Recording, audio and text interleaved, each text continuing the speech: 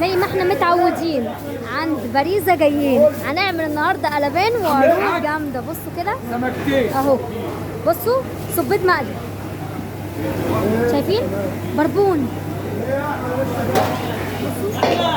سارية، بتنجان.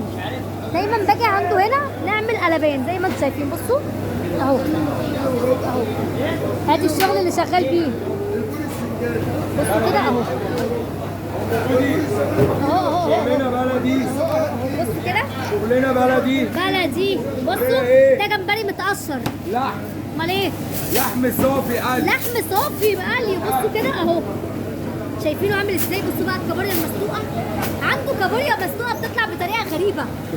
بصوا كده، اللهم صل على النبي، بجد دلع الدلع.